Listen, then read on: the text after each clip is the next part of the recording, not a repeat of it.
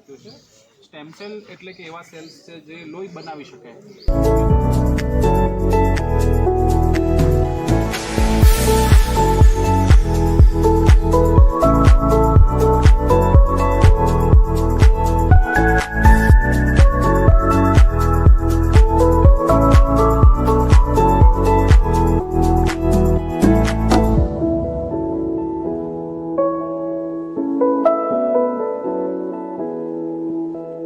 બધાને રામ રામ. આજે આપણે આસ્થા પરિવારમાં છે. અત્યારે આસ્થા પરિવારમાં છેલ્લા 10 વર્ષથી મારા મધરની બર્થ નિમિત્તે જન્મદિવસ નિમિત્તે આપણે અહીંયા બ્લડ ડોનેશન કેમ્પ રાખીએ છીએ. પાછલા 9 વર્ષમાં ટોટલ અમે 2621 યુનિટ ઇન્ડિયન રેડક્રોસ સોસાયટીને ડોનર્સ દ્વારા કલેક્ટ કરીને અમે આનંદ આપ્યું છે. અને અમારું ટાર્ગેટ છે કે આજના કેમ્પમાં જો કદાચ 3,000 પૂરું થાય એવી આશા રાખીએ છીએ. કારણ કે બ્લડની એટલી બધી અછત હોય છે. આટલા બધા કેમ્પ આખું વર્ષ ઇન્ડિયન રેડક્રોસ સોસાયટીવાળા કરતા હોય છે, પણ જે રીતે આપણું પોપ્યુલેશન વધે છે, બીમારી વધે છે, એટલે બ્લડની હંમેશા અછત રહેતી હોય છે.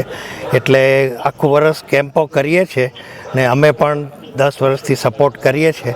એટલે આજુબાજુનો આપણે તો વિદ્યાનગરમાં છે, એટલે એટલી બધી એજ્યુકેશનલ ઇન્સ્ટિટ્યૂટ્સ છે અહીંયા, SVIT, CVM, ચારુસેટ, એ બધાનો સહયોગ રહે છે. અને અમે એવરી યર સ્ટુડન્ટ્સના સપોર્ટથી આ ટાર્ગેટ પૂરું કરીએ છીએ. એટલે બધા યંગસ્ટર્સને ખાસ વિનંતી કરું છું કે આ બ્લડ કેમ્પમાં બધાએ જ્યાં પણ કેમ્પ થતો હોય, આસ્થામાં થતો હોય કે આણંદમાં, વિદ્યાનગરમાં, કે તમે જ્યાં પણ રહેતા હોય, બ્લડ ખાસ આપો. બ્લડ ડોનેશન એટલે બહુ મોટું દાન છે. રૂપિયા આપીને પૈસા આપણે બ્લડની કોઈ ફેક્ટરી નથી હોતી. બ્લડ આપણે ડોનેટ કરીએ તો કોકનું જીવ બચાવી શકાય. એટલે બધાને વિનંતી કરું છું કે આ અમારું આ ટાર્ગેટ છે ને મારા મધર નિમિત્તના બર્થ નિમિત્તે કરીએ છીએ. એટલે જેટલા લોકો આમાં સપોર્ટ કરશે એ મારા મધરની આ યજ્ઞમાં મોટામાં મોટી શ્રદ્ધાંજલિ છે. Wish you all the best. God bless you and thank you all.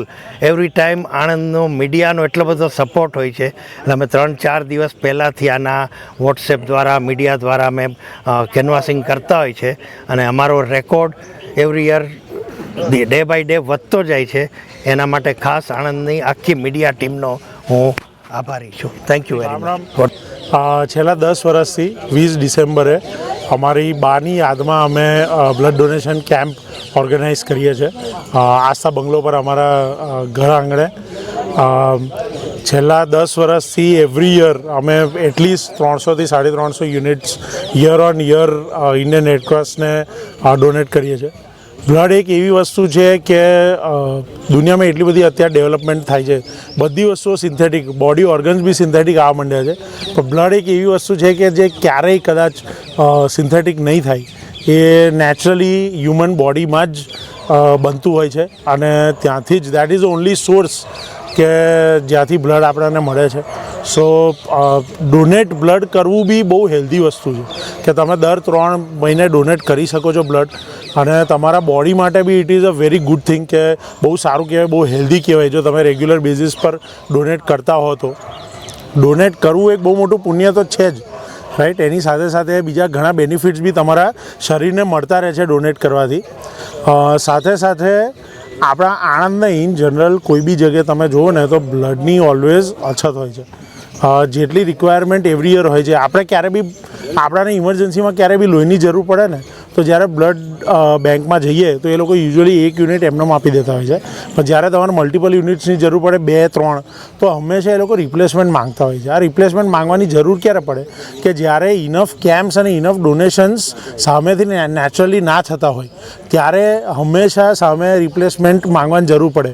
હવે તમે એવું વિચારો કે આવા કેમ્પ્સ મલ્ટિપલ રેગ્યુલર બેઝિસ પર તમે દર 3 મહિને દરેક સિટીના દરેક નાગરિક દર 3 મહિને જો ઈમાનદારીથી બ્લડ ડોનેશન કરે તો ક્યારેય બ્લડની અછત નહીં થાય.